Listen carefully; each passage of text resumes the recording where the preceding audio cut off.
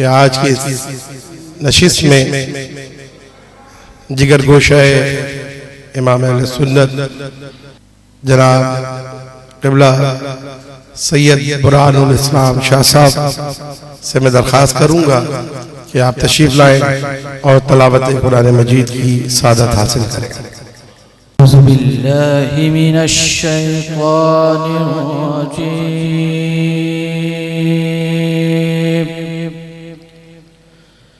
بسم اللہ الرحمن الرحیم،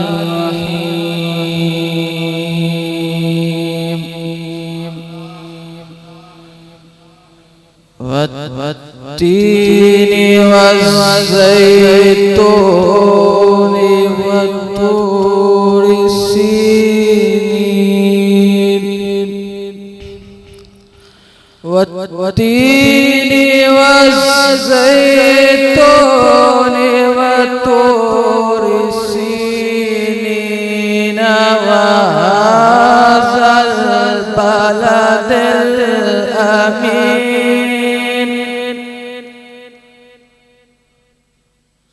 لقد خلقنا الإنسان في أحسن تقويم، ثم رددناه أسفل سافلين، إلا الذين آمنوا وعملوا الصالحات،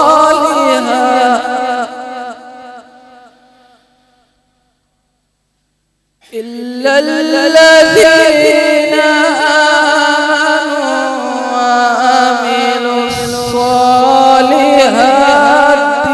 فلهم أجر غير ممنون، فما يكذبك بعد بالدين، أليس الله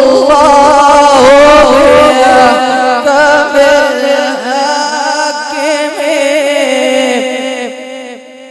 الله أكبر، بسم الله الرحمن الرحيم، إنا أعطيناك الكوثر، إنا أعطيناك الكوثر، إنا أعطيناك الكوثر، فصل لربك وانهر، إن شانئك هو الأبتر. آمنت بالله، صدق الله العظيم. تو سبحان اللہ، سبحان اللہ، سبحان اللہ، سبحان اللہ، سبحان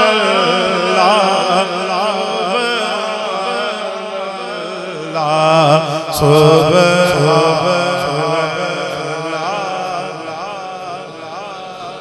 آواز بلند مل کر سبحان اللہ، سبحان اللہ، سبحان اللہ، سبحان اللہ، آج سکھ میں تیرا دیور دھیری، آج سکھ میں تیرا دیور دیری، کیوں دل اداس گھنیری،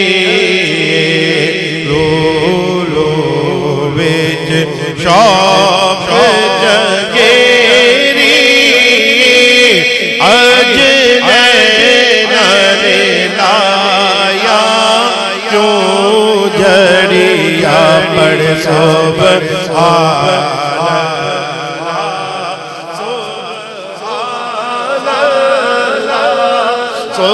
سبحان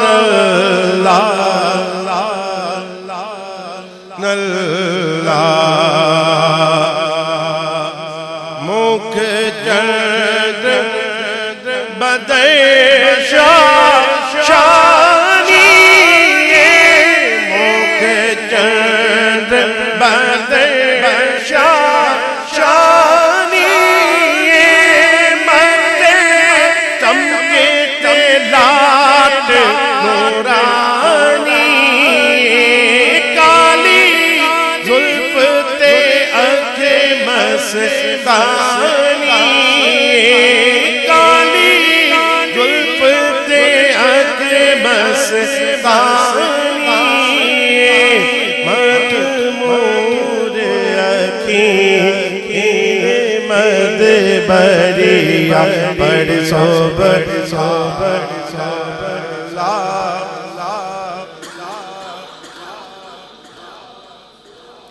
سبحان اللہ سبحان اللہ پڑھ سبحان اللہ سبحان اللہ سبحان اللہ اس صورت نو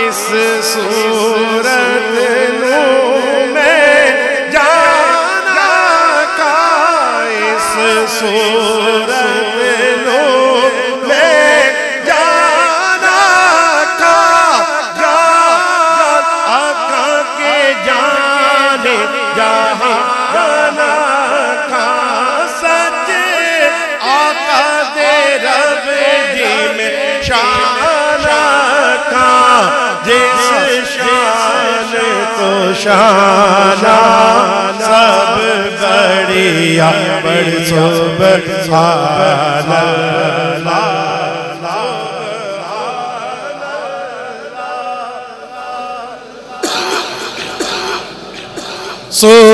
سبحان اللہ پڑھ سبحان اللہ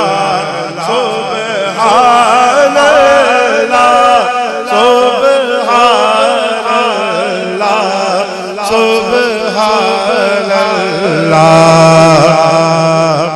سبحان اللہ ما اجمل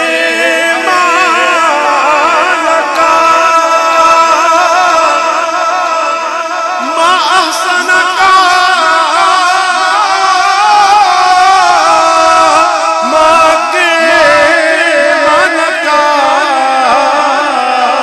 سبحان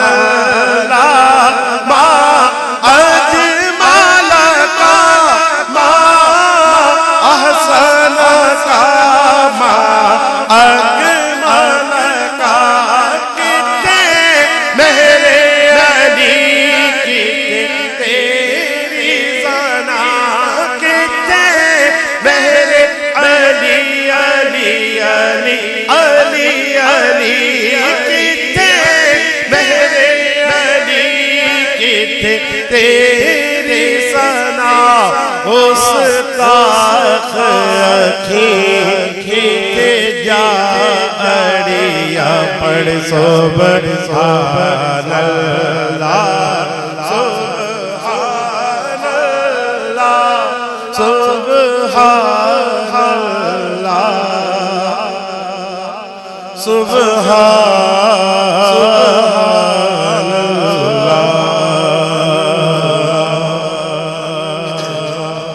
بابا جان کہتے ہیں سبحان اللہ.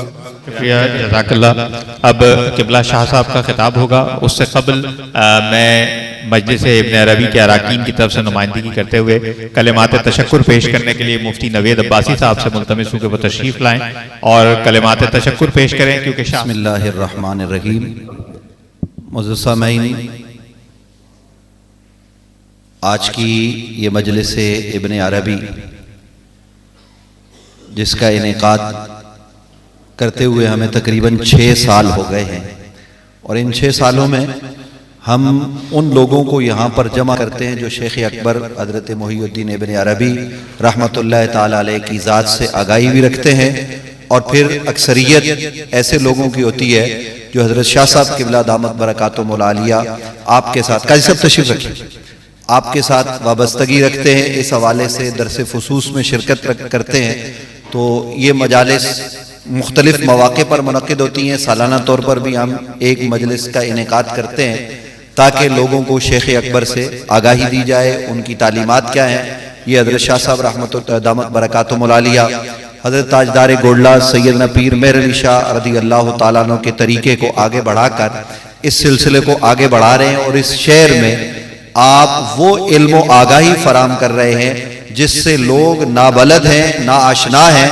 شاہ صاحب لوگوں کو آگاہی عطا فرماتے ہیں، اور یہ سارے نوجوان جنہوں نے گفتگو کی ماشاءاللہ یہ تیار ہو رہے ہیں، اور آنے والے دنوں میں یہ ستارے بن کر چمکیں گے حضرت شیخ اکبر کے علم کے حوالے سے. بہرحال آپ جتنے احباب بھی ہماری دعوت پر تشریف لائے، میں اپنی جانب سے مجلس ابن عربی کے جملہ اراکین کی جانب سے خاص طور پر حضرت علامہ ڈاکٹر کامران قریشی صاحب، جناب حضرت عرفان کاس صاحب، محترم جناب زکریا شیخ اشرفی صاحب، بھائی طارق بن آزاد صاحب، اور ہمارے جتنے دیگر ساتھی ہیں، سب کی جانب سے میں آپ تمام کا شکریہ ادا کرتا ہوں. بالخصوص محترم جناب ولی مصطفی صاحب تشریف فرمائیں، محترم جناب قاضی زاہد صاحب آپ تشریف فرمائیں. یہ مسلم لیگ نون کے رہنما ہیں، لیکن یہ علم سے محبت کرنے والے ہیں، اس لیے ہماری مجالس میں تشریف فرما ہوتے ہیں. ڈاکٹر مقبول صاحب قبلہ ہیں، حضرت قبلہ پیر صوفی خلیفہ صابر زمان صاحب تشریف فرمائیں، حضرت علامہ مولانا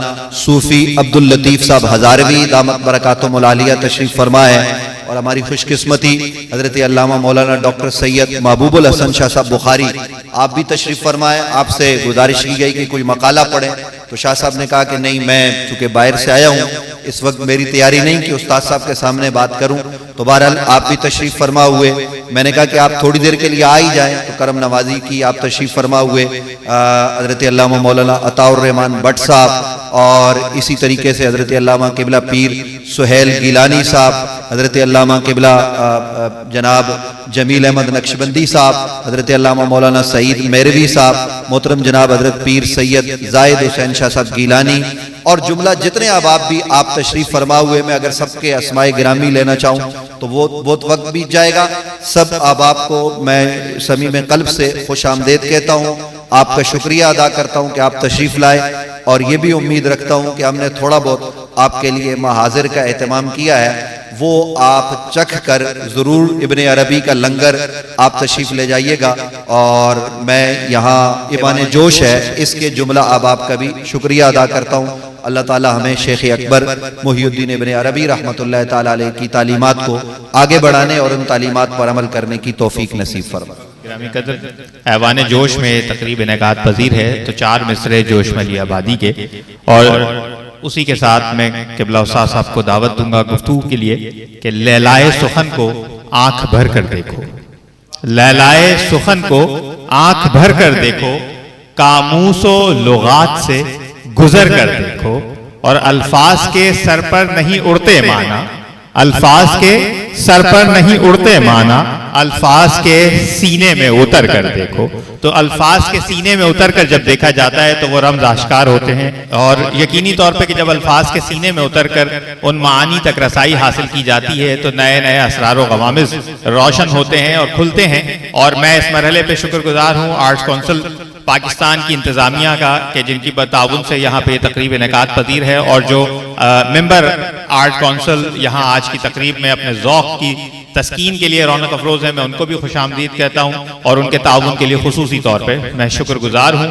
اور اب جب ہم فصوص الحکم کی بات کرتے ہیں تو اگر فصوص الحکم کا آسان الفاظ میں ترجمہ کیا جائے تو وہ حکمتوں کے نگینے اس کو کہا جا سکتا ہے کہ حکمتوں کے نگینے۔ تو فصوص الحکم میں جو حکمتوں کے نگینے موجود ہیں وہ نچھاور کرنے کے لیے میں ملتمس ہوں قبلہ استاذ الاساتذہ امام اہل سنت فخر السادات محقق عصر امام معقولات و منقولات قبلہ سید شاہ حسین گردیزی دامہ ظلہ العالی سے کہ وہ آج خصوصی خطاب فرمائیں۔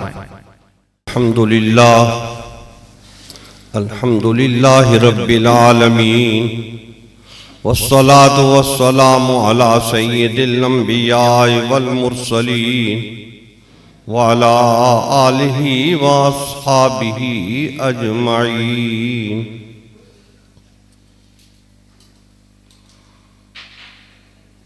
حضرات گرامی، ابن عربی کی یہ یاد میں محفل کا انعقاد کیا جاتا ہے اور اس میں ان کی تعلیمات کا ذکر کیا جاتا ہے، ان کے جو علمی پیغامات ہیں تو وہ اہل علم تک پہنچانے کی کوشش کی جاتی ہے۔ ہر آدمی کا ایک ذوق ہوتا ہے اور وہ ذوق وہ کہیں سے پاتا ہے۔ ہم نے ابن عربی کا ذوق اعلی حضرت سید پیر میر علی شاہ مجدد گولوی رحمت اللہ تعالی علیہ کے فیض و کرم سے پایا ہے۔ ہماری ان سے نسبت ہے اور اس نسبت کی وجہ سے ہمیں یہ فیض وہاں سے ملا ہے اور ہم نے فصوص الحکم کی طرف اسی وجہ سے توجہ کی اور ابن عربی کو سمجھنے کی بھرپور کوشش کی۔ اس کے لیے ہم نے پھر آگے بڑھانے کے لیے بات اس کی فصوص کی تدریس کا سلسلہ شروع کیا اور ماشاءاللہ کافی وقت سے ہمارا یہ سلسلہ جاری ہے اور ساتھی آتے رہتے ہیں اور اس سے فیضیاب ہوتے رہتے ہیں۔ آج یہ ساتھی جنہوں نے گفتگو کی ہے تو یہ سارے اسی درس کی پیداوار ہیں اور اب ماشاءاللہ یہ فعال ہو گئے ہیں اور گزشتہ سالوں میں بھی مختلف ساتھی اپنے اپنے خیالات کا اظہار یہاں سے کرتے رہتے ہیں۔ پہلی دفعہ جب ہم نے یوم ابن عربی کا انعقاد کے معاملے میں تیاری شروع کی تو ہم اس مشاورت میں رہے کہ کوئی ایک آدمی ایسا مل جائے جو تقریباً 20 منٹ تک ابن عربی کے کسی ایک نقطے پر گفتگو کر سکے۔ ہم نے شہر میں تلاش کیا تو ہمیں کوئی آدمی نہیں ملا، تو یہ علماء میں کوئی آدمی نہیں ملا، مدارس میں کوئی آدمی نہیں ملا۔ پھر ہم نے مجبور ہو کے یونیورسٹی کی طرف رخ کیا کہ شاید وہاں کوئی ایسا آدمی ہو ہمیں دستیاب ہو جائے، تو ہمارے دوستوں نے ہمیں تلاش کے بعد یہ کہا کہ یونیورسٹی میں ایسا کوئی آدمی نہیں ہے۔ پھر ہم نے اس پہ سوچا کہ جب آدمی نہیں ہے تو آدمی پیدا کیے جائیں، تو پھر یہ آج آپ نے بھی دیکھ لیا کہ ہر نوجوان کس طریقے سے کسی ایک نقطے کے اوپر گفتگو کر رہا ہے اور آئندہ آپ یہ دیکھیں گے کہ انشاءاللہ معاملات آگے بڑھیں گے۔ حضرت ابن عربی رحمت اللہ تعالی علیہ چونکہ مشکل آدمی ہیں تو اس لیے لوگ مشکل ہی سے ادھر رخ کرتے ہیں۔ کیوں کہ لوگوں کو بہت عجلت میں کام چاہیے ہوتے ہیں اور بہت عجلت میں وہ ہر کام کو کرنا چاہتے ہیں، تو واقعہ میں کچھ کام عجلت کے ہوتے ہیں اور کچھ ہو بھی جاتے ہیں، لیکن ابن عربی والا کام عجلت کا نہیں ہے، یہ محنت مانگتا ہے، طلب مانگتا ہے، اور تب جا کے حضرت ابن عربی رحمت اللہ تعالی علیہ سے شناسائی ہو پاتی ہے۔ میں اپنے دوستوں سے ساتھیوں سے یہ بات کہتا رہتا ہوں کہ ابن عربی بڑا آدمی ہے اور جو اس کا دوست ہے وہ بھی بڑا آدمی ہے اور جو اس کا دشمن ہے وہ بھی بڑا آدمی ہے۔ ابن عربی کا دشمن گھٹیا نہیں ہو سکتا، کوئی آدمی روح زمین پہ ایسا نہیں ہو سکتا کہ وہ ابن عربی کا دشمن ہو اور گھٹیا ہو، نہیں۔ ہمارے تفتزانی جو ہیں وہ بھی ابن عربی کے خلاف ہیں، انہوں نے بھی کئی نقطوں پر اظہار کیا ہے۔ کل پرسوں رات کو میں دیکھ رہا تھا کہ امام فخر الدین رازی بھی وحدت الوجود کے خلاف ایک مقام پہ بول رہے تھے جو ہے نا، تو حالانکہ حضرت ابن عربی رحمت اللہ تعالی علیہ نے خط لکھا تھا حضرت امام فخر الدین رازی کو کہ آپ کے ایک شاگرد ملے تو ان کے پاس آپ کی تفسیر کے کچھ حصے تھے، وہ انہوں نے مجھے دیے، ان کو میں نے پڑھا، تو پڑھنے کے بعد مجھے آپ میں ایک چیز کی کمی معلوم ہوئی، اور وہ کمی یہ ہے کہ آپ تصوف نہیں جانتے۔ یعنی حضرت امام رازی کے علم کو انہوں نے تسلیم کر لیا، ان کی عظمتوں کو تسلیم کر لیا، لیکن انہوں نے کہا کہ آپ تصوف سے ناشنا ہو، تو آپ کو تصوف کی طرف رغبت کرنا چاہیے، اور اس کا طریقہ کار یہ ہے کہ آپ اس طریقے سے تصوف کی طرف آئیں تاکہ بند گرے جو ہیں وہ آپ کے اوپر کھیلیں۔ حضرت مولانا جلال الدین رومی نے بھی امام رازی کے بارے میں یہ بات کہی ہے کہ گرب استدلال کارے دی بدے فخر رازی رازدارے دی بدے۔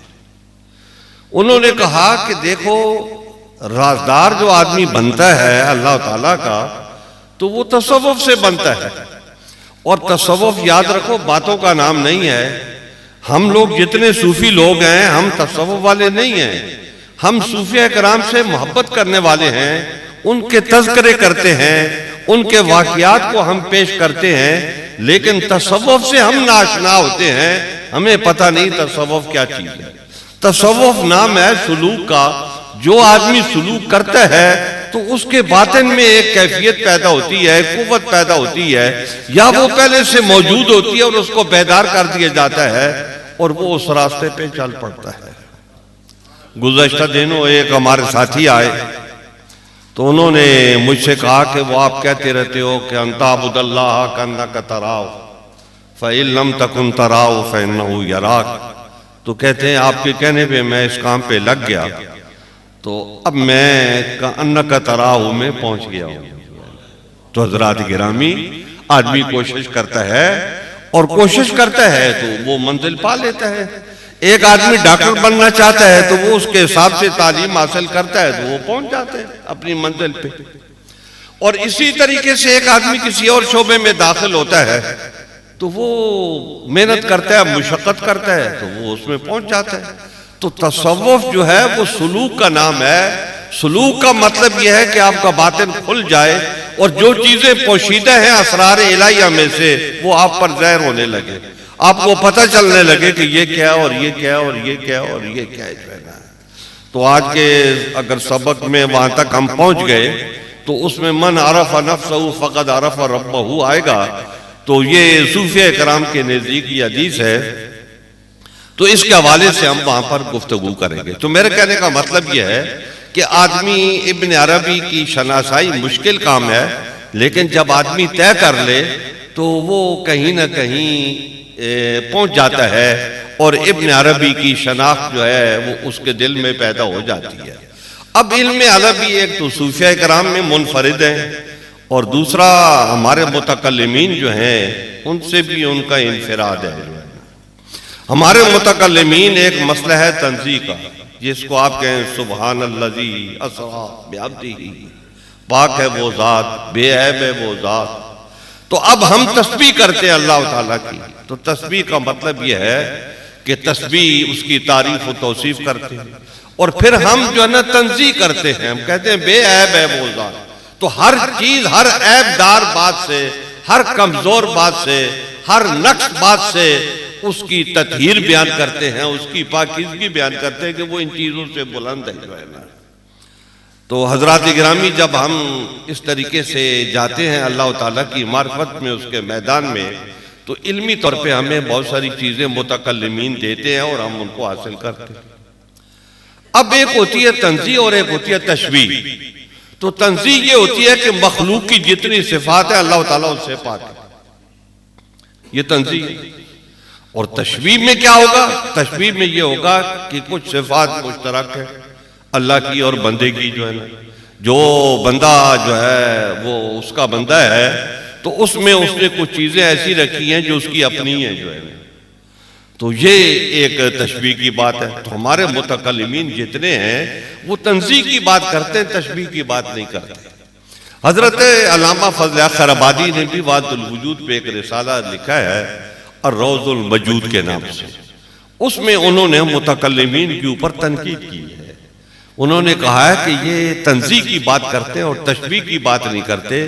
انہوں نے کہا قرآن حکیم میں 8 آیات ایسی ہیں جو بالکل واضح تشبیہ کی بات کرتے ہیں، تو تنزیہ بھی قرآن حکیم میں ہے، تشبیہ بھی قرآن حکیم میں ہے، تو متکلمین نے ایک چیز کو لے لیا اور دوسری چیز کو چھوڑ دیا، یہ کیوں کرتے ہیں؟ اور ابن عربی رحمت اللہ تعالی علیہ تنزیہ کو بھی لیتے ہیں اور تشبیہ کو بھی لیتے ہیں، وہ جمع کرتے ہیں دونوں کو۔ وہ کہتے ہیں کہ صرف تنزیہ یہ بھی درست نہیں ہے اور صرف تشبیہ یہ بھی درست نہیں ہے، تنزیہ اور تشبیہ کو جب جمع کر دو تو قرآن حکیم کے مقاصد جو ہے نا وہ پورے ہو جائیں گے۔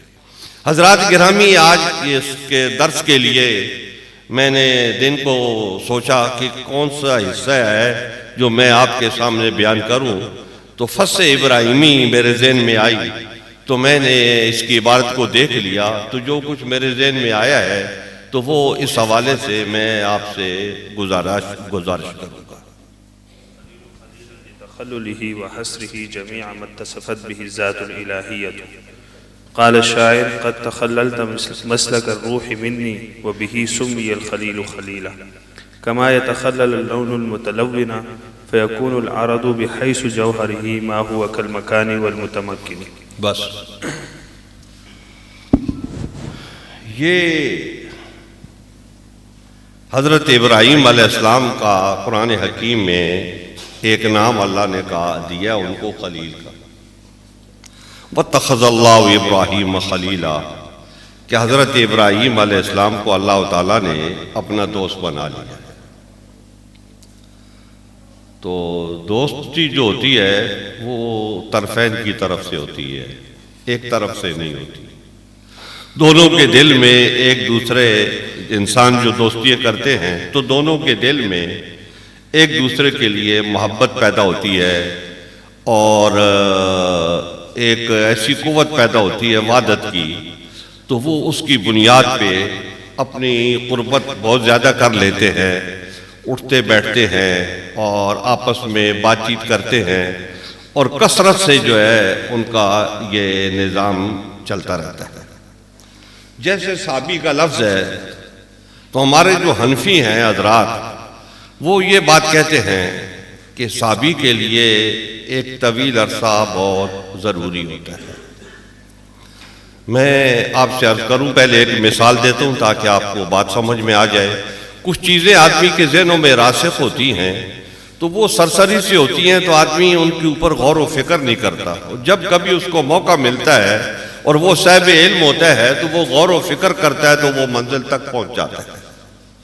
مثلاً ایک آدمی ہے، کسی آدمی کے پاس جاتا ہے، ہمارے پاس ہی آتا ہے ایک آدمی، تو ایک آدمی کوئٹے سے ہمارے پاس آیا، ایک دن آیا اور اس سے نے ہم سے فصوص الحکم کا سبق پڑھا اور بات چیت کی اور دوسرے دن وہ چلا گیا۔ اب اس کی ہماری ملاقات ہو گئی، جس کو رویت کہتے ہیں وہ ہو گئی، جس کو زیارت کہتے ہیں وہ ہو گئی، ملاقات، یہ ہے ملاقات۔ دوسرا آدمی ملتان سے ہمارے پاس آیا اور وہ آ کے جو ہے نا وہ بیٹھ گیا، اس نے کہا کہ میں پوری فصوص الحکم پڑھ کے جاؤں گا۔ وہ بیٹھا اور پتہ چلا کہ 20 سال تک جو ہے نا وہ ہمارے پاس بیٹھا رہا، پہلے فصوص الحکم پڑھتا رہا اور پھر ہمارے سامنے اس نے پڑھانا شروع کر دیا اور ہم دیکھ رہے ہیں کہ وہ فصوص الحکم کا درس دے رہا ہے اور بہت شاندار طریقے سے دے رہا ہے۔ اب اس کے بعد وہ آدمی، دو آدمی ہیں، وہ ایک کا تعلق ہوا جو کوئٹے سے آیا تھا، ایک دن رات رہا اور چلا گیا، اور دوسرا یہ آدمی 20 سال تک جو ہے وہ ہمارے پاس بیٹھا رہا، فصوص الحکم کو پڑھتا رہا، پڑھاتا رہا، وہ اس میں منج گیا اور پختہ اور مضبوط ہو گیا۔ اب ہمارا نمائندہ وہ دونوں ہیں جو ہے نا، وہ ایک رات والا بھی ہے، ایک رات دن والا بھی ہے، اور یہ 20 سال والا بھی ہے جو ہے نا۔ تو اب 20 سال والا زیادہ ہوگا یا وہ ایک رات دن والا زیادہ ہوگا؟ دونوں برابر تو نہیں ہو سکتے۔ ایک رات اور دن میں وہ کتنا حاصل کر سکتے ہیں، وہ اس نے کر لیا ہے، لیکن 20 سال میں جو اس نے کیا وہ اس نے تو ہمیں نچوڑ کے جو نا وہ لے کے چلا گیا۔ تو اگر حضرات گرامی آپ کو یہ فرق سمجھ میں آتا ہے تو پھر یہ بات بھی آپ سمجھ لیں، حنفی علماء حنفیہ کا موقف ہے، جس کو انہوں نے بحر المحیط میں بھی ذکر کیا ہے اور دوسری کتابوں میں بھی یہ موجود ہے، اور حنفی جو متکلمین ہیں انہوں نے اس کو بڑے واضح طور پہ یہ کہا ہے کہ ایک وہ شخص ہے کہ جو رویت اور زیارت والا آیا اور ملاقات کی اور چلا گیا، اور دوسرا بیٹھ گیا اور وہ آ کے 20 سال تک نبی علیہ السلام سے استفادہ کرتا رہا۔ تو آپ خدا کے لیے ذرا اتنی سمجھنے کی بات کوشش کرو کہ یہ دونوں برابر نہیں ہو سکتے۔ دونوں کو اگر آپ ایک درجہ دو گے تو وہ آپ کی طرف سے زیادتی ہوگی، یہ ایسا نہیں ہے، دونوں میں بہت بڑا فرق ہوتا ہے۔ تو اس لیے وہ یہ کہتے ہیں کہ اس کا بھی درجہ ہے، جس نے ایک رات یا دور سے بھی نبی علیہ السلام کو دیکھا ہے، بلکہ نبی اسلام کے زمانے میں پیدا ہوا ہے، اس کا بھی درجہ ہے۔ درجات سب کے ہیں، لیکن بڑا درجہ اس 20 سال والے کا ہے جس کو حضرت ابوبکر صدیق کہا جاتا ہے۔ تو اب جب یہ بات سمجھ میں آ جائے آدمی کے، تو کثرت صحبت جو ہوتی ہے وہ بہت اعلیٰ درجے کی ہوتی ہے۔ اب میں یہ مثال دے کے تو پھر اس طرف آتا ہوں کہ وَاتَّخَذَ اللَّهُ إِبْرَاهِيمَ خَلِيلًا، کہ حضرت ابراہیم کو اللہ تعالیٰ نے اپنا خلیل بنا لیا۔ اب سوال یہ پیدا ہوتا ہے کہ خلیل کس کو کہتے ہیں؟ تو جو کچھ ابن عربی فرماتے ہیں وہ ہم آپ سے عرض کرتے ہیں۔ وہ فرماتے ہیں کہ سُمِّيَ الْخَلِيلُ خَلِيلًا لِتَخَلُّلِهِ وَعَصْرِهِ جَمِيعَ مَا اتصفت بِهِ الذات الالہیہ۔ ذات الہیہ جو ہے اس کے مراتب ہیں، جیسے ہم کہتے ہیں نا کہ اللہ علم لذات الواجب الوجود، کہ وہ واجب الوجود ذات جو ہے اللہ اس کا علم ہے، نام نہیں، علم ہے۔ علم میں اور اس میں فرق ہوتا ہے، تو وہ اس کا علم ہے، تو اللہ تعالیٰ کا ذاتی نام ہے۔ تو یہ فرما رہے ہیں کہ اللہ تعالیٰ کی جو ذات ہے اس کے بہت سارے اسماء و صفات ہیں، بے شمار، لیکن ایک اللہ تعالیٰ کی ذات ہے جس کو ذات بات کہا جاتا ہے۔ ذات بات کا مطلب یہ صرف ذات، اس میں رحمان کا بھی احتمال نہیں ہے، قہار کا بھی نہیں ہے، وہاب کا بھی نہیں ہے، غفار کا بھی نہیں ہے، اور بھی جتنے اسماء ہیں ان کا مسئلہ نہیں ہے وہاں، صرف ذات، ان کی نسبتیں نہیں ہیں۔ بغیر ان نسبتوں کے وہ ایک قوت ہے، وہ ایک ذات ہے اللہ رب العزت کی، تو وہ جو ذات ہے اس ذات کو ہم اس کو کئی مرتبے کے حساب سے جانتے ہیں، کہ کہتے ہیں ذات الہیہ کہ کئی مراتب ہیں۔ ایک مرتبہ یہ ہے کہ وہ ذات ہے، تو جب وہ ذات ہے تو وہ ذات ہی تھی اور کچھ تھا ہی نہیں۔ کان اللہ ولم یکن معہ شیء، کہ اللہ تھا اور اس کے ساتھ کوئی شے نہیں تھی، تو یہ کہتے ہیں کہ کوئی مخلوق اس کی نہیں تھی، مطلب یہ اس وقت تو وہی تھا، تو اس کو ذات بات کہتے ہیں۔ اور اس میں کثرت کا کسی قسم کا کوئی احتمال نہیں، کوئی اور بھی ہے اس کو کوئی احتمال نہیں، بس صرف وہی ہے۔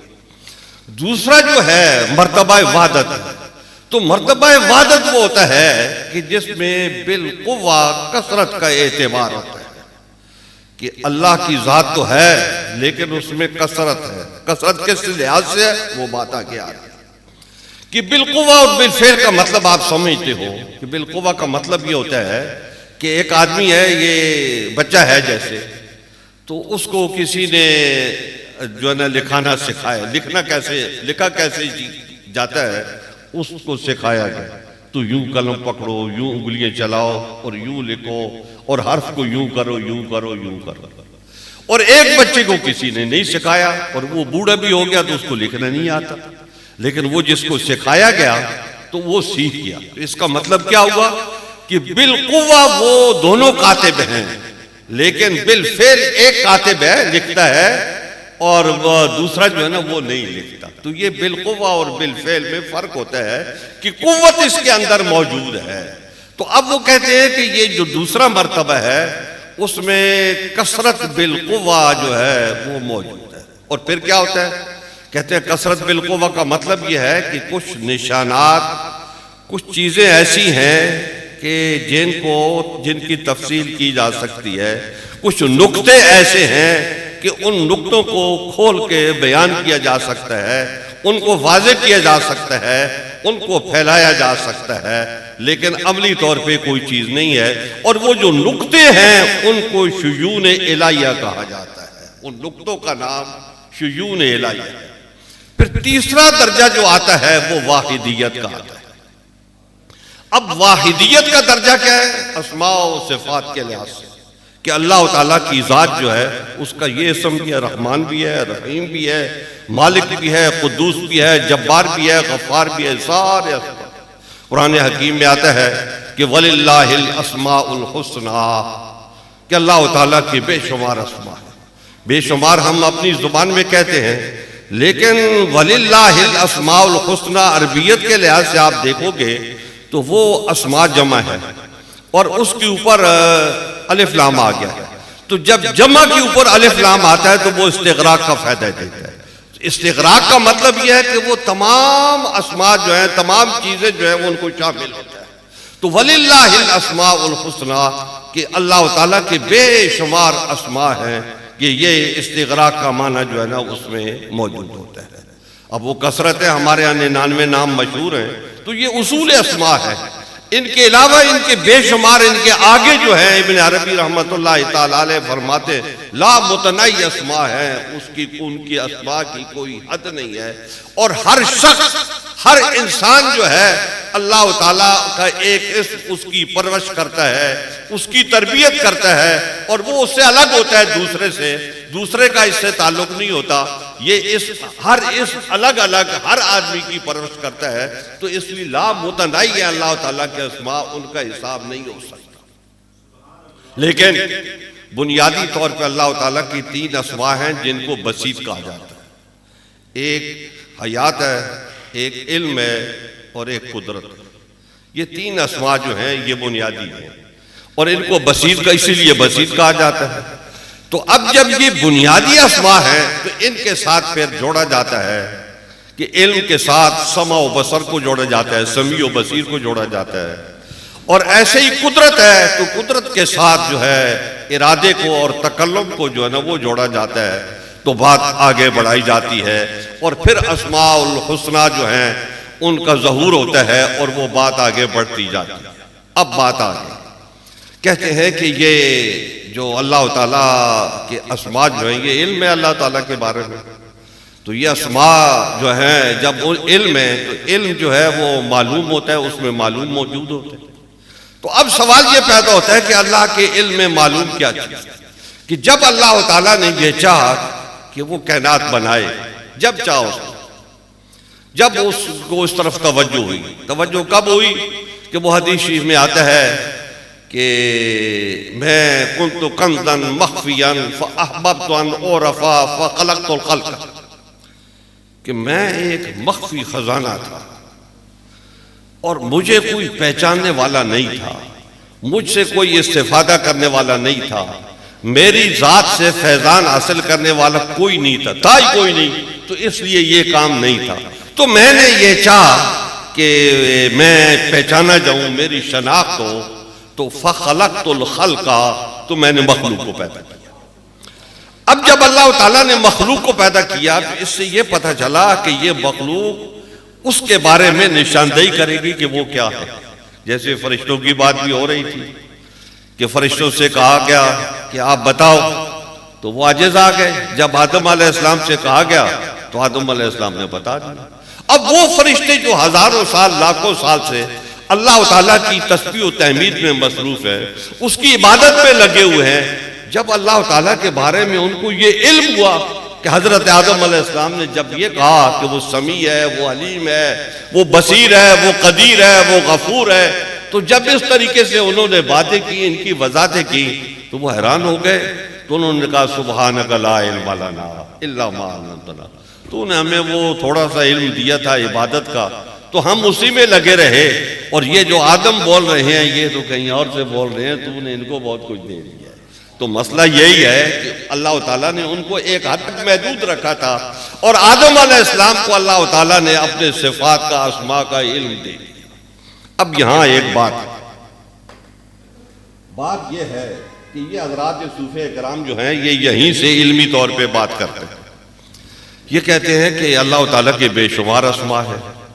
اب اللہ تعالیٰ نے جب چاہا کہ کائنات کو پیدا کرے تو اس نے آیان پیدا کیے، جن کو ہم آیان ثابتہ کہتے ہیں، یعنی میں آپ جتنی مخلوق ہے جتنے ہم سب پیدا کرتے، تو یہ ساری چیزیں عملی طور پہ کچھ نہیں، اللہ تعالیٰ کے علم میں آ گئی، اور ایک ایک ذرہ جو ہے نا آپ یہ سمجھ لیں، میں آپ کو مثال دوں، سارا ہوتا ہے تو سارا میں ہوا چلتی ہے تو ریت کے ذرات یہاں سے اڑتے ہیں وہاں چلے جاتے ہیں، وہاں سے اڑتے ہیں وہاں چلے جاتے ہیں، وہاں سے اڑتے ہیں وہاں چلے جاتے ہیں، تو وہ ذرات جو اڑتے ہیں وہاں سے تو وہ اللہ تعالیٰ کے علم میں ہوتے ہیں سارے کے سارے۔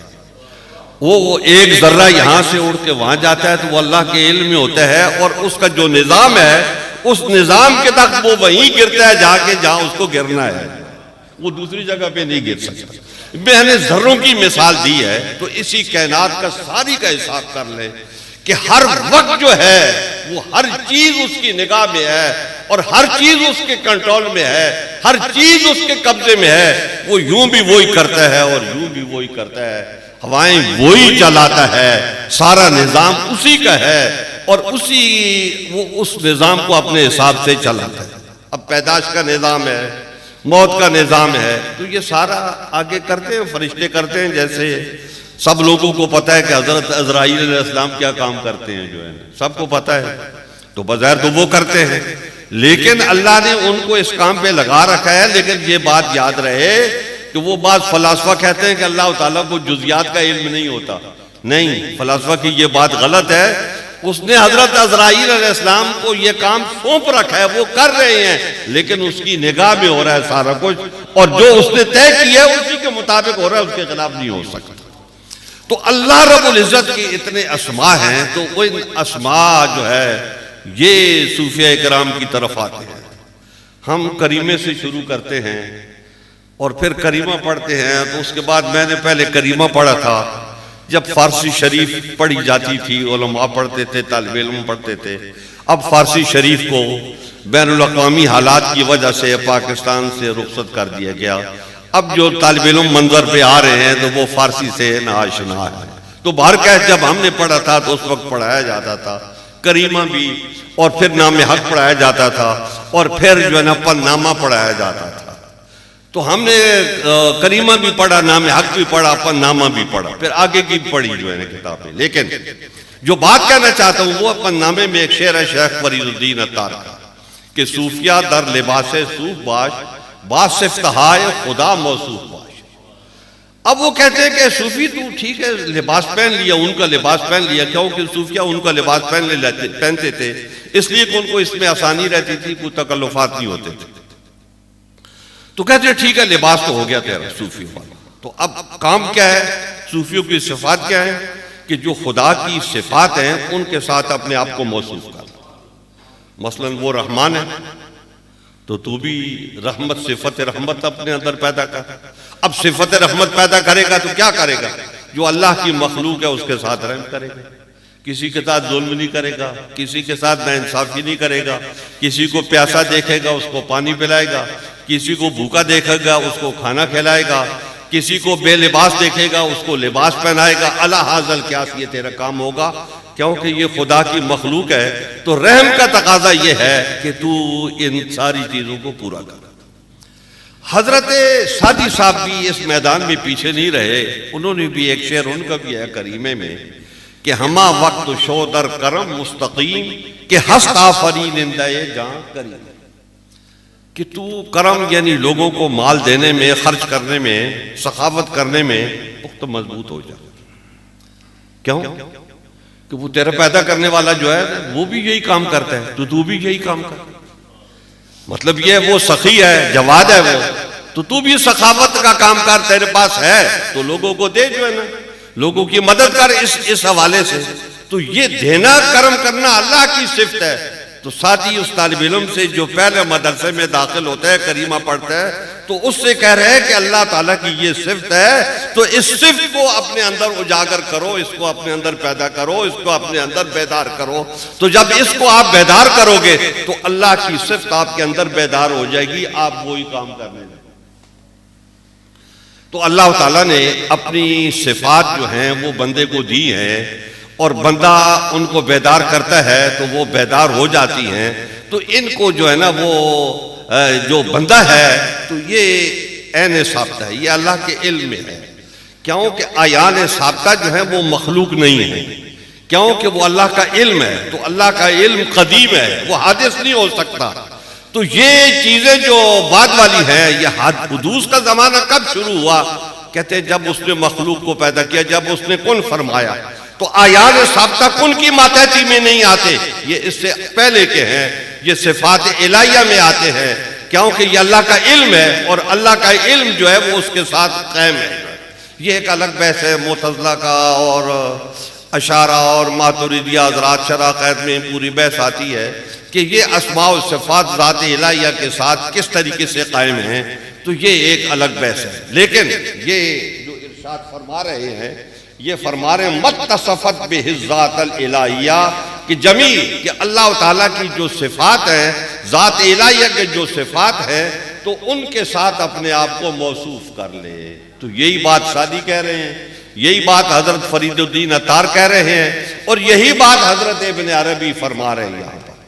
پھر وہ خلیل کے اوپر ایک شعر بیان کرتے ہیں۔ جی شعر پڑھا آپ نے، قد تخللت مسلک الروح منی، کہ خلیل جو ہوتا ہے اس کا معنی بیان کرتے ہوئے کہ خلیل مطلب ہے دوستی ہوتی ہے، محبت ہوتی ہے، تو اس کا خارجی وجود نہیں ہوتا۔ ایک یہ کیفیت ہوتی ہے محبت انسان کے اندر، تو اس کا خارجی وجود نہیں ہوتا۔ آپ کہو کہ جیسے یہ دیوار کا وجود ہے، ایسا وجود اس کا وجود نہیں ہوتا، اس کا ذہنی وجود ہوتا ہے۔ آدمی محسوس کرتا ہے کہ میرے اندر فلاں کی تڑپ ہے، فلاں کی طلب ہے، کہ ایک آدمی یہاں سے پیسے لگا کے، لاکھوں روپے لگا کے تو مکے جاتا ہے، اور وہاں جا کے وہ طواف کرتا ہے، وہاں جا کے وہ صفا و مروہ کی سعی کرتا ہے، وہاں جا کے وہ عرفات میں جا کے بیٹھ جاتا ہے، اور ان سارے مقامات میں وہ اللہ تعالیٰ کی طرف متوجہ ہوتا ہے، دعائیں کرتا ہے، اور اپنی مغفرت طلب کرتا ہے، امت کے لیے دعائیں کرتا ہے، اپنے اور معاملات جو ہیں وہ اللہ تعالیٰ سے رابطہ کرتا ہے کہ وہ مقبولیت کی جگہ ہے۔ پھر وہ مدینہ منورہ پہنچ جاتا ہے۔ جب وہ مدینہ منورہ پہنچتا ہے تو پھر اس کا اور معاملہ ہوتا ہے، نبی علیہ السلام سے وہ اپنے معاملات کرتا ہے۔ یہ چیز کیا ہے؟ یہ محبت ہے۔ وہ احکام الحج، وہ ہم قدوری پڑھتے تھے تو قدوری کے حاشیے پہ لکھا ہوا ہے یہ کہ وہ احکام الحج کلھا من ابواب العشق، کہ حج کے جتنے معاملات ہیں یہ عشق سے متعلق ہے، یہ سارا عشق کا کام ہے۔ آپ صفا و مروہ کو دیکھیں تو کہتے ہیں عشق ہے، اور کیا ہے۔ اب یہ دیکھو ایک خاص بات ہے صفا و مروہ کی، اللہ تعالیٰ ارشاد فرماتا ہے ان الصفا والمروہ من شعائر اللہ۔ صفا و مروہ چھوٹی چھوٹی پہاڑیاں، کوئی بڑی پہاڑیاں نہیں، ہمارے یہاں بڑے بڑے پہاڑ موجود ہیں، لیکن مرتبے کے لحاظ سے وہ بہت بلند ہے۔ لَأَعْظَمُ عِنْدَ اللَّهِ قَدْرًا وَمَنْزِلًا، سادی نے کہا ہے کہ اقل جبال الارض طور وَإِنَّهُ، کہ وہ طور جو ہے وہ چھوٹا پہاڑ ہے، وہ اتنا بڑا نہیں ہے، لیکن مرتبے کے لحاظ سے بہت بڑا ہے۔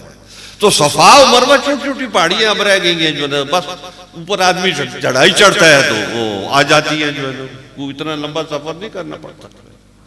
تو وہ صفا و مروہ جو ہیں تو ان کے جو سعی کی جاتی ہے، تو یہ اللہ تعالیٰ کے بندے کا عمل نہیں ہے، بندی کا عمل ہے۔ یہ اللہ تعالیٰ کی بندی کا عمل ہے، بندے کا عمل نہیں ہے، لیکن اس کو مقبولیت کتنی حاصل ہوئی ہے، اللہ تعالیٰ نے اس کو یہ درجہ دیا ہے کہ قیامت تک جو حج عمرے پہ جائے گا تو وہ صفا و مروہ کی سعی کرے گا۔ سب سے پہلا کام یہ انہوں نے کیا تھا، اللہ کی ایک مقبولہ تھی، اس مقبولہ نے یہ کام کیا ہے۔ تو مطلب یہ ہے کہ اللہ تعالیٰ بندوں کے ذریعے وہ اپنے لوگوں کو پیغام دیتا ہے، اور وہ جو بندوں کی پسندیدہ چیزیں ہوتی ہیں تو وہ یا ان کا کیا ہوا عمل ہوتا ہے تو وہ اللہ تعالیٰ کو اچھا لگتا ہے، تو اللہ تعالیٰ پھر اس کو تمام بندوں کو حکم دیتا ہے یہ کام کر. جیسے نبی علیہ السلام نے جو کچھ کیا ہے وہ ہم سب کے لیے یہی حکم ہے، اور بلکہ اللہ تعالیٰ نے تو اس کو اور درجہ دیا ہے، بلند درجہ دیا ہے کہ وَمَن يُطِعِ الرَّسُولَ فَقَدْ أَطَاعَ اللَّهَ، کہ جو نبی علیہ السلام کی اطاعت کرتا ہے تو وہ گویا کہ اللہ کی اطاعت ہے، فرق ہی نہیں. اللہ نے اپنے نبی کی اطاعت میں اور اپنی اطاعت میں کوئی فرق نہیں رکھا. اور آپ جو ہے نا وہ تفریقیں کرتے رہتے ہو اور دوریاں پیدا کرتے رہتے ہو. یہ بندہ جو ہے وہ اللہ کے بہت قریب ہے. وَنَحْنُ أَقْرَبُ إِلَيْهِ مِنْ حَبْلِ الْوَرِيدِ، کہ وہ شاہ رگ سے بھی زیادہ قریب ہے. وہ کہہ رہے ہیں کہ ہم قریب ہیں اس کے جو ہے. یہ ایک اللہ تعالیٰ کبھی میں کہتے ہیں اور کبھی ہم کہتے ہیں. ہم وہاں پر کہتے ہیں جو بڑا مشکل کام ہوتا ہے، تو اللہ تعالیٰ بتاتا ہے کہ اللہ کے لیے مشکل نہیں، اللہ کے لیے آسان ہے جو ہے نا. کیونکہ اس کی طاقت اتنی ہے، اس کی قوت اتنی ہے کہ وہ مشکل آپ کو نظر آتا ہے، اللہ تعالیٰ کے لیے کوئی مشکل نہیں ہے. وہ جو چاہے تو وہ کر سکتا ہے، وہ فعال لما یرید ہے. تو یہ خلیل جو ہوتا ہے تو یہ ایک قربت ہوتی ہے، ایک محبت ہوتی ہے. تو یہ کہتے ہیں کہ جہاں جہاں میری روح جاتی ہے وہاں جو ہے وہ محبت جو ہے نا وہ داخل ہو جاتی ہے. خلیل کا یہ مطلب ہے. کہتے ہیں اسی لیے حضرت ابراہیم علیہ السلام کو خلیل کہا جاتا ہے کہ اللہ کی محبت ان کی روئی میں داخل تھی، ان کی رگوں میں داخل تھی. حضرت ابراہیم علیہ السلام اس موجودہ معلوم کائنات کے سب سے بڑے آدمی ہیں، کئی لحاظ سے بڑے آدمی ہیں. میں اس موضوع پہ بات نہیں کرتا ہوں، جو میں کہنا چاہتا ہوں میں کہیں اس سے ادھر ادھر نہ ہو جاؤں. تو یہ فرماتے ہیں کہ کما یتحلل اللون المتلون، رنگ ہوتا ہے، کپڑا ہوتا ہے، کپڑے کو رنگ کرتے ہیں. تو کپڑے کو جب رنگ کرتے ہیں تو وہ اس میں پانی میں رنگ ملا کے تو اس میں اس کو ڈالتے ہیں تو وہ رنگ کپڑے کی جڑوں میں داخل ہو جاتا ہے. کوئی جگہ کپڑے کی ایسی نہیں رہتی کہ جو رنگ کرنے والا اس کو رنگ کرنا چاہے اور وہ رنگ نہ ہو اس عمل سے، ساری رنگدار ہو جاتی ہے. اس لیے کہتے ہیں کہ ایک ہوتا ہے جوہر، ایک ہوتا ہے عرض. تو جوہر جو ہوتی ہے وہ ذات قائم بے نفس ہی ہوتی ہے، اور عرض جو ہوتا ہے وہ قائم بغیر ہی ہوتا ہے، یعنی دوسرے کے ساتھ قائم ہوتا ہے. تو اب یہ فرماتے ہیں کہ وہ کپڑا اصل میں تو جوہر ہے اور رنگ جو ہے وہ عرض ہے، لیکن اب یہ عرض جو ہے یہ جوہر کی جڑوں میں داخل ہو گیا، اس کی جز میں کوئی جگہ اس نے چھوڑی نہیں جہاں یہ داخل ہو. اب وہ کپڑا ایسے ہے کہ وہ رنگدار کپڑا ہے. رنگدار کپڑا ہے تو آپ رنگ کو کپڑے سے جدا نہیں کر سکتے اور اس کپڑے کو رنگ سے جدا نہیں کر سکتے. اب وہ رنگ جو ہے وہ کپڑے کا رنگ ہو گیا ہے اور آپ کہتے ہو کہ فلاں رنگ ہے.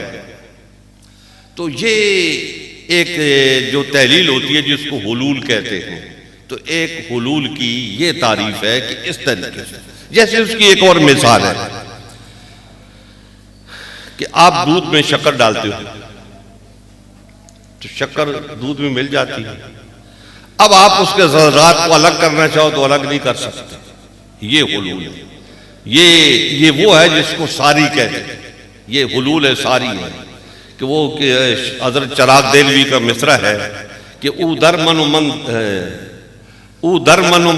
چو بو گلاب اندر او در من در وے سر ریس اسرار، کہ وہ جیسے گلاب ہوتا ہے تو گلاب کے اندر سے اس کی کلیوں سے آپ کو مہک آتی ہے، اور وہ جو کلیاں ہیں تو ان کے اندر وہ خوشبو جو ہے وہ داخل ہے، بالکل جو ہے اس کے ذرے ذرے میں داخل ہے.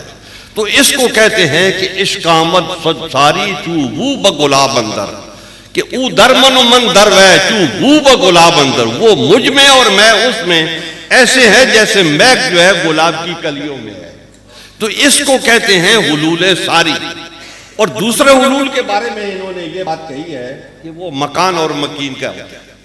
جیسے یہ مکان ہے تو ہم اس کے اندر بیٹھے ہوئے ہیں، ہم اس کے مکین ہیں، اس کے اندر متمکن ہیں جو ہے ہم اس میں رہ رہے. یہ حلول جو ہے یہ دونوں اپنی اپنی جگہ پہ قائم ہیں.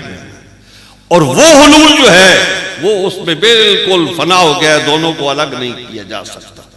تو یہ فرماتے ہیں کہ ہاں جی آگے پڑھو۔ ولتخلل الحق وجود سورة إبراهيم عليه السلام وكل حكم يصح من ذلك فإن لكل حكم موتنا يظهر به لا يتعدى۔ اب یہ یہاں پر ایک بڑی شاندار بات کرتے ہیں، بڑی خوبصورت بات کرتے ہیں، بڑی گہری بات کرتے ہیں۔ کہتے ہیں کہ یہ حق جو ہے ابراہیم علیہ السلام کی صورت میں یا ان کے وجود کی جو صورت ہے تو وہ اس میں داخل ہو گیا ہے۔ وَكُلُّ حُكْمٍ يَصِحُّ مِنْ ذَلِكَ، تو اب ہر حکم جو ہے اس کے اوپر صحیح لگے گا۔ مطلب یہ ہوا کہ حق کی محبت حضرت ابراہیم علیہ السلام کی روئی کے اندر داخل ہو گئی ہے۔ اللہ تعالیٰ کا اس کے اسماء حضرت ابراہیم علیہ السلام کے روئی کے اندر داخل ہو گئے ہیں۔ تو جب وہ اسماء الہیہ کا مظہر ہو گئے ہیں تو وہ انسان کامل ہو گئے ہیں۔ وہ انسان کامل وہ ہوتا ہے جو اس کی صفات کا مظہر ہوتا ہے، جو اس کے اسماء کا مظہر ہوتا ہے۔ حدیثی میں آتا ہے تخلقوا باخلاق اللہ، کہ اللہ کے جو اخلاق ہیں، اللہ کی جو عادتیں ہیں، اللہ کے جو کام ہیں، اللہ تعالیٰ کے جو اسماء ہیں وہ اپنے اندر پیدا کرتے ہیں۔ یہ حدیثی تخلقوا باخلاق اللہ، کہ اللہ تعالیٰ کے اسماء جو ہیں ان کو اپنے اندر پیدا کرنے کا مطلب یہ کہ اس اسم کا جو تقاضا ہے تو وہ اس آدمی، وہ جو بندہ ہے اس سے اس کا ظہور ہوگا۔ حضرت ابن عربی فرماتے ہیں کہ عیان ثابتہ ہے، جب اللہ تعالیٰ نے کوئی چیز ایجاد کرنا ہوتی ہے تو وہ ہر چیز کے عین ثابتہ کے اوپر تجلی فرماتا ہے۔ جب وہ تجلی فرماتا ہے تو اس کے ظہور کا بندوبست جو ہے نا خارج میں ہونے لگتا ہے۔ وہ جو عین ثابتہ ہے اس کا وجود علمی وجود ہے، اس کا خارجی وجود نہیں ہے، وہ علم ہے صرف۔ لیکن جب اس پہ اللہ تعالیٰ تجلی ڈالتا ہے تو اس کے وجود کا خارج میں ظہور کا بندوبست ہو جاتا ہے۔ تو جب بندوبست ہوتا ہے تو وہ اس اسم کا مرجع ہوتا ہے، اور وہ وہی ہوتا ہے کہ جو عین ثابتہ، عین ثابتہ میں جس کی جو شکل و صورت ہے تو وہی شکل و صورت ادھر ہوگی۔ اگر اس کا عین ثابتہ اونٹ ہے تو یہاں پر وہ اونٹ ہی ہوگا، اگر وہاں اس کا عین ثابتہ آدم ہے تو یہاں پر آدم ہی ہوگا، کچھ اور نہیں ہو سکتا جو ہے نا۔ تو جو اس کے عین ثابتہ میں اللہ کے علم میں جو پہلے سے چیز موجود ہے تو جب اس کا ظہور ہوگا تو وہ بالکل وہی ہوگا جو وہاں پر ہے۔ کیوں کہ اللہ تعالیٰ جب ایجاد کرتا ہے تو عین ثابتہ کے اوپر توجہ دیتا ہے، جب اس کے اوپر وہ تجلی کرتا ہے تو خارج میں اس کا وجود جو ہے نا ہوتا ہے۔ تو جب خارج میں وجود آتا ہے تو پھر کیا ہوتا ہے؟ پھر اللہ تعالیٰ کے اسماء کا ظہور ہونے لگتا ہے، کہ آدمی کو پتہ چلتا ہے اچھا یہ آدمی جو ہے اس کے اندر یہ خوبی پائی جاتی ہے، اس کے اندر یہ خوبی پائی جاتی ہے، اس کے اندر یہ خوبی پائی جاتی ہے، فلاں اسم کا ظہور اس سے ہو رہا ہے، فلاں اسم کا ظہور اس سے ہو رہا ہے، فلاں اسم کا ظہور اس سے ہو رہا ہے۔ تو یہ انسان جو ہے یہ اس کے کمالات، اور یہ کمالات باطنیہ ہیں، ہر آدمی کی اس پر دسترس نہیں ہوتی۔ ابن عربی جیسے لوگ جو ہیں وہ اس کے اوپر دسترس رکھتے ہیں اور وہ اس کے اوپر جو ہے توجہ دیتے ہیں، ان کو کھول کے بیان کرتے ہیں تاکہ دوسرے لوگوں کو علم ہو اور وہ اس میدان میں اترے اور اسماء الہیہ جو ہیں ان کا وہ منبع بنے، یعنی ان کو اپنے اندر وہ اجاگر کریں۔ تو جب وہ ان کو اجاگر کریں گے تو وہ انسان کامل ہو جائیں گے۔ تو یاد رکھو یہ کائنات جو قائم ہے نبی علیہ السلام کے فرمان کے مطابق وہی انسان کامل ہیں، انہی کی وجہ سے یہ قائم ہے، انہی کی وجہ سے اللہ تعالیٰ بارش برساتا ہے، انہی کی وجہ سے اللہ تعالیٰ دوسری مخلوق پر رحم کرتا ہے۔ وہ مرکز الہیہ یعنی اللہ کی توجہ کا مرکز ہوتے ہیں اور اس کے رخ کا مرکز ہوتے ہیں، تو اس لیے یہ خاص لوگ ہوتے ہیں، ان کی وجہ سے اللہ تعالیٰ سب پر رحم فرماتا ہے۔ جیسے حضور اکرم صلی اللہ علیہ وبارک وسلم کی ذات گرامی ہے کہ تمام انسانوں میں سب سے بلند و برتر آپ کی ذات گرامی ہے۔ بعد از خدا بزرگ توئی کے سب مختصر، چھوٹی سی بات ہے، موٹی سی بات ہے، اللہ کے بعد کوئی بڑا ہے تو وہ جناب محمد رسول اللہ صلی اللہ علیہ وبارک وسلم کی ذات گرامی ہے۔ اللہ کے بعد ان سے کوئی اور بڑا نہیں ہے۔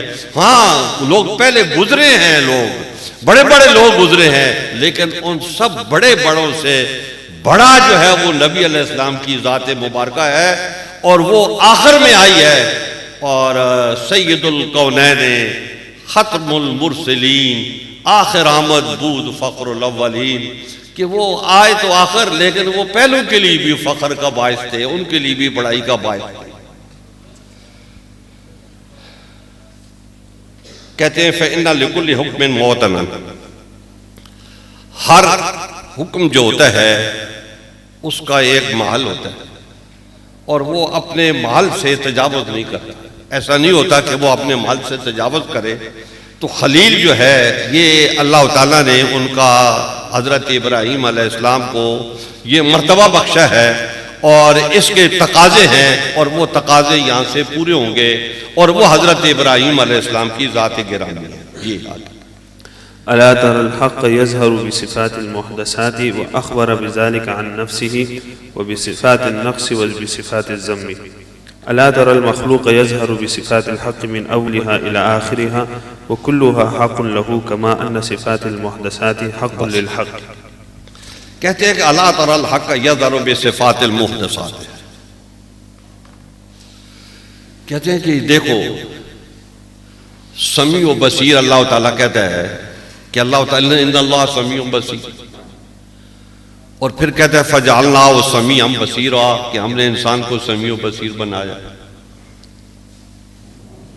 یہ ایک صفت ہے اللہ تعالیٰ نے کو دی۔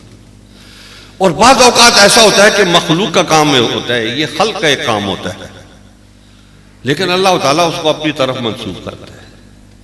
جیسے کسی کا استہزاء کرنا، کسی کا ٹھٹھا کرنا، کسی کا مذاق اڑانا، تو یہ مخلوق کرتا ہے، یہ آدمی کرتا ہے، یہ لوگ کام مخلوق کا کام نہیں۔ لیکن قرآن حکیم میں آتا ہے اللہ یستہزئ بہ، کہ اللہ ان سے ٹھٹھا کرتا ہے۔ اس کا مطلب یہ اللہ ٹھٹھے کا جواب دیتا ہے۔ وَمَكَرُوا وَمَكَرَ اللَّهُ، کہ انہوں نے تدبیر کی اللہ کے نظام کو ناکام کرنے کے لیے، تو اللہ تعالیٰ نے ان کے خلاف تدبیر کر دی جو، اور واللہ خیر الماکرین، اللہ تعالیٰ بہتر تدبیر کرنے والا ہے۔ تو جب اللہ تعالیٰ تدبیر کرتا ہے تو اللہ کی تدبیر کے مقابلے میں کسی کی تدبیر کھڑی نہیں ہو سکتی۔ تو اب یہ کہتے ہیں کہ یہ تدبیر کرنا، یہ استہزاء کرنا، یہ مخلوق کی صفت ہے، لیکن وہاں اللہ تعالیٰ یہ کہہ رہا ہے اللہ یستہزئ، اللہ ان سے استہزاء کرتا ہے۔ تو یہ مخلوق کی جو صفت ہے، تو اس صفت کو اللہ تعالیٰ نے اپنی طرف بیان کیا ہے کہ یہ میں کرتا ہوں یہ کام۔ یہ تو صفت کی بات ہے۔ دوسری اور بھی بہت ساری باتیں ہیں، جیسے ید ہے، ید کا لفظ قرآن حکیم میں ہے، تو اللہ تعالیٰ کے لیے ہے، ید اللہ فوق ایدیہم، ان پر ان کے ہاتھوں پر اللہ تعالیٰ کا ہاتھ تھا جو ہے۔ تو اب ید کا معنی ہم تو ہاتھ ہی کرتے ہیں، ہمارے علم میں تو یہی ہے، لیکن اللہ نے اس کو اپنے لیے استعمال کیا ہے۔ تو یہ مخلوق کی ایسی صفت ہے جو ان کے جسم سے متعلق ہے، تو یہ اللہ تعالیٰ اپنی صفت بیان فرما رہا ہے۔ ایسے اور بھی قرآن حکیم میں بہت ساری آیات آتی ہیں کہ جن میں اس طریقے سے بیان ہے۔ تو یہ فرما رہے ہیں یہاں پر کہ اللہ تعالیٰ مخلوق کی صفات سے اپنے خلق کا اظہار کرتا ہے، اور وہ اخبر بذالک عن نفسی، اور ان صفات کو اپنے بارے میں بتاتا ہے کہ دیکھو قرآن حکیم میں جیسے بتایا، جیسے میں نے آیات تلاوت کی ہیں، تو اس طریقے سے وَبِصِفَاتِ النَّقْصِ وَبِصِفَاتِ الذَّمِّ، تو اسی طریقے سے جو مخلوق کی صفات ہوتی ہیں، تو ظاہر مخلوق کی صفات تو کمزور ہوتی ہیں، تو لیکن اللہ تعالیٰ ان کو اپنی طرف منسوب کر کے تو یہ بات کرتا ہے۔ تو سوال یہ پیدا ہوتا ہے کہ جو انہوں نے کہا ہے کہ ہر اسم کا اپنا ایک محل ہوتا ہے، اور وہ اپنے محل میں عمل کرتا ہے، اور اس کا مقام جو ہے وہ اپنے محل میں ہوتا ہے، اور پھر یہ کہتے ہیں کہ یہاں پر یہ ہوا ہے کہ یہ ساری کی ساری جو صفات ہیں، اول آخر ساری کی ساری یہ مخلوق کی صفات ہیں، لیکن حق للحق، کہ یہ جو ہے نا مخلوق کی صفات تھی، اور یہ اللہ تعالیٰ نے اپنے لیے یہاں پر بیان کی ہے، خلق کے لیے بیان کی ہیں۔ کہتے ہیں الحمدللہ، سب تعریف ہے اللہ کے لیے۔ تو جہاں حمد ہوگی تو ایک حمد بیان کرنے والا ہوگا، اور ایک کسی کی حمد کی جائے گی، یعنی کسی کی تعریف و توصیف کی جائے گی۔ تو کہتے ہیں تعریف و توصیف کرنے والا بھی وہی ہے، اور تعریف و توصیف بھی اسی کی ہے۔ مخلوق میں کسی کی آپ تعریف و توصیف کرو تو وہ اسی کی تعریف ہے۔ یہ کتاب چھپی ہوئی بڑی شاندار ہے، میں دیکھتا ہوں، بہت شاندار کتاب ہے۔ تو یہ کتاب کی خوبی ہے کہ یہ بہت چھپی بہت شاندار ہے. تو یہ جو اس کا مطبع ہوگا تاریخ ادھر لوٹے گی جو ہے نا. تو یہ انسان کو پیدا کرنے والا اور اس کے اندر اپنے اسماء و صفات کی قوت رکھنے والی ذات کو اللہ تعالیٰ ہے. تو جب انسان کی کسی چیز کی تعریف کی جائے گی وہ تعریف اس کی نہیں ہے، وہ اس کے خالق کی ہے کہ خالق نے اس کو بنایا ایسے ہے. یہ اس میں اس کا کمال نہیں ہے، کمال اس ذات کا ہے جس نے اس کو اس طریقے سے بنایا ہے. تو یہ فرماتے ہیں فرجعت الیہ عواقب الثناء من کل حامد و معبود، کہ سارے آخر کار تعریف جو ہے اسی کی طرف لوٹتی ہے. وَإِلَيْهِ يُرْجَعُ الْأَمْرُ كُلُّهُ، کہ ساری ہم جو ہے وہ اسی کی طرف جاتی ہے، ساری تعریف اسی کی طرف ہے اور ہر چیز جو ہے وہ اسی کی طرف لوٹتی ہے. جی آگے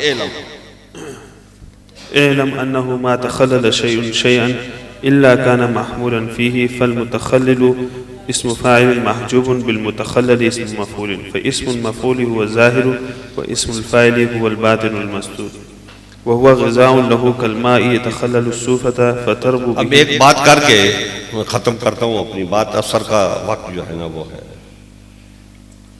انہوں نے بات کی جو شروع کی تھی ابھی وہ ختم نہیں ہوئی کہ خلیل کو خلیل کہا جاتا ہے جو ہے. تو خلیل کو جب خلیل کہا جاتا ہے تو ایک چیز دوسری چیز میں شامل ہو جاتی ہے. تو ایک متحلل ہوتا ہے اور ایک متحلل ہوتا ہے. ایک اس میں فاعل کا صیغہ ہے اور ایک اس میں مفعول کا صیغہ ہے.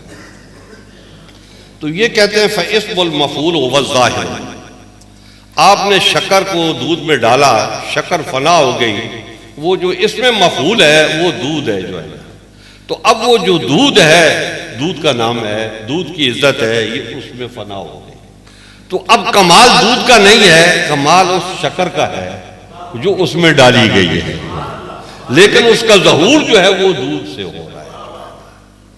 تو اب اسی طریقے سے مخلوق کے اندر جو صفات ہیں، انسان کے اندر جو کمالات ہیں، تو یہ کمالات اس کے نہیں ہیں، یہ اس کے ہیں. دیکھو ہر کام میں اللہ تعالیٰ ہے، لیکن اس کی ایک صفت ہے وہ پس پردہ رہتا ہے، وہ حجاب میں رہتا ہے، پردے میں رہتا ہے. اب جب ابرا نے حملہ کیا کعبہ شریف پہ تو ان کے مقابلے کی طاقت تو قریش کے پاس نہیں تھی.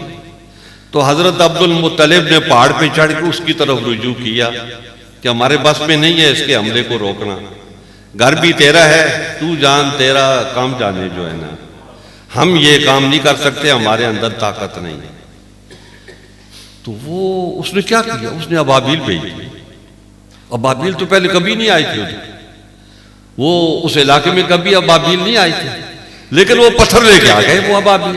تو وہ کیا خود سے آئے تھے؟ ان کو خود سے خیال ہو گیا تھا کہ ہم جائیں. اس نے بھیجا، اس نے اپنے نظام کے تحت بھیجا ہے. تو جب وہ مدد کرتا ہے تو دوسرے کے پردے میں مدد کرتا ہے. کبھی وہ نبی کے پردے میں مدد کرتا ہے، کبھی وہ شیخ عبد القادر جیلانی کے پردے میں مدد کرتا ہے. آپ گھبراؤ نہیں، جب ابابیل کے پردے میں وہ مدد کر سکتا ہے تو نبی کے پردے میں وہ مدد کیوں نہیں کر سکتا؟ شیخ عبد القادر جیلانی کے پردے میں وہ مدد کیوں نہیں کر سکتا؟ تو حضرت ابن عربی فرماتے ہیں هو الاول والآخر والظاہر والباطن میں بھی انہوں نے بہت ایسی شاندار باتیں ارشاد فرمائے، آدمی کی عقل دنگ رہ جاتی ہے. وہ کہتے ہیں اللہ کا نظام یہ ہے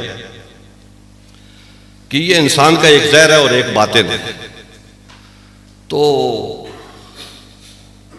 اللہ تعالیٰ جو ہے وہ کبھی ایک صفت کو آگے کر دیتے ہیں. مثلا وہ رحمان بھی ہے اور قہار بھی ہے. ایک قوم پر اس نے عذاب کر دیا، ان کے اوپر ہوائیں چلا دی، ان کے اوپر زور کی بارش برسا دی، ان کے اوپر پتھر برسا دیے. تو یہ تو اس میں قہر کا تقاضا ہے. تو آپ تو کہتے ہو وہ رحمان بھی ہے، تو رحمان بھی ہے تو وہ قاہر بھی ہے. تو اس نے قہر کیا تو رحمانیت کدھر گئی؟ کہتے ہیں ہاں، جب اس کے ایک اسم کا ظہور ہوتا ہے تو اس کے مقابل جو دوسرا اسم ہوتا ہے وہ پس پردہ چلا جاتا ہے. جب وہ رحمان ہوتا ہے تو رحمان کا ظہور ہوتا ہے، اور وہ جو دوسرا اسم ہے قاہر کا تو وہ قہر نہیں کرتا، اس وقت وہ پس پردہ چلا جاتا ہے. اور جب قاہر کا وقت آتا ہے تو وہ قہر کرتا ہے اور اس میں رحمان جو ہے وہ پس پردہ چلا جاتا ہے. تو کہتے ہیں اسی طریقے سے والاول والآخر والظاہر والباطن، اول بھی وہی ہے، آخر بھی وہی ہے. جب اول کی بات آتی ہے تو آخر پر سے پردہ چلا جاتا ہے، جب آخر سامنے آتا ہے تو اول پر سے پردہ چلا جاتا ہے، جب ظاہر سامنے آتا ہے تو باطن پر سے پردہ چلا جاتا ہے، جب باطن سامنے آتا ہے تو ظاہر جو ہے نا وہ پر سے پردہ چلا جاتا ہے. تو حضرات گرامی، حضرت ابن عربی رحمۃ اللہ تعالی علیہ نے اس طریقے سے بیان کی. ہم زیادہ بیان نہیں کر سکے، تھوڑا سا بیان ہوا ہے، لیکن چلیں مشت نمونہ خروارے ہوتا ہے تو وہ مشہور ہے نا، دیگ میں سے ایک چاول دیکھتے ہیں تو ذرا سا آپ کو پتہ چل گیا تو اب آپ کو اندازہ ہو گیا کہ ابن عربی کیا بیر ذخار ہیں معرفت کے، اور کس طریقے سے وہ اللہ تعالیٰ کا علم جو ہے اور اس کے بارے میں جو معلومات ہیں وہ کس طریقے سے دیتے ہیں. تو یہ اصل میں یہ ہوتا ہے اس طریقے سے کہ خفتہ راز، سربستہ راز جو ہیں وہ حضرت ابن عربی ان کو کھولتے ہیں تاکہ یہ لوگوں کو پتہ چلے اور اللہ تعالیٰ کی جو مخلوق ہے وہ اس سے آشنا ہو اور وہ اس کے قرب میں جائے. ایک متکلمین ایک عقل سے بحث کرتے ہیں، ابن عربی عقل سے بھی کرتے ہیں اور نقل سے بھی کرتے ہیں اور کشف سے بھی کرتے ہیں. یہ کتابوں میں زیادہ تر باتیں جو آتی ہیں وہ کشفی ہوتی ہیں، لیکن وہ کشفی ایسی ہوتی ہیں کہ وہ حقیقت ہوتی ہیں. کیوں؟ کشف کا مطلب یہ ہوتا ہے مشاہدہ جو ہے. تو قرآن حکیم فرقان حمید میں بھی اللہ تعالیٰ نے ایسی چیزوں کا ذکر فرمایا ہے کہ بہت سی چیزیں جو ہیں وہ انسان کو مشاہدے سے پتہ چلتی ہیں. اور مشاہدہ کب ہوتا ہے؟ کہ جب آدمی اللہ تعالیٰ کے قرب میں جاتا ہے، جب وہ 5 نمازوں کے علاوہ اور نمازیں بھی پڑھتا ہے اور وہ ایک نماز آدھی رات کو آ جاتی ہے تو اس وقت بھی وہ اٹھ کے کھڑا ہو جاتا ہے. تو وہ اس کے سامنے جب سر جھکاتا ہے تو پھر اس کے سینے کے راز کھلتے ہیں. وہ اپنے شیخ کے تربیت کے مطابق اپنا اللہ اللہ کرتا ہے تو اس کی گرہیں کھلتی ہیں اور حقیقتیں اس کے اوپر واضح ہوتی ہیں. اسی کو پھر کشف بھی ہوتا ہے، اسی کو مشاہدہ بھی ہوتا ہے. میں حدیث کے بارے میں ایک نظریہ رکھتا ہوں، صوفیہ کے جو نظریہ ہے وہ اس کو بیان بھی کرتا ہوں، میری سوچ بھی ہے اور وہ کافی حد تک صحیح بھی ہے، لیکن اب وقت نہیں ہے. انشاءاللہ تعالی جب دوبارہ موقع ملے گا تو پھر ہم اس کو بیان کریں گے کہ حدیث کے بارے میں صوفیہ کرام حدیث کو کس نظر سے پہچانتے ہیں. کیوں کہ وہ راویوں کے حساب سے وہ حدیث کو نہیں دیکھتے، وہ لفظوں کے حساب سے دیکھتے ہیں. تو لفظوں کی شناخت ان کو کیسے ہوتی ہے، کس طریقے سے پتہ چلتا ہے کہ یہ لفظ نبی علیہ السلام کے ہیں اور یہ لفظ نبی علیہ السلام کے نہیں ہیں؟ ان کو اس بات کا اندازہ ہوتا ہے. تو اللہ تعالیٰ ہمیں توفیق عطا فرمائے کہ ابن عربی رحمۃ اللہ تعالیٰ علیہ اور ان جیسے صوفیہ کرام کی جو چلے گئے ہیں دنیا سے، ان کی بھی اللہ تعالیٰ ہمیں قربت عطا فرمائے، اور جو اس دنیا میں موجود ہیں ان کی بھی قربت عطا فرمائے.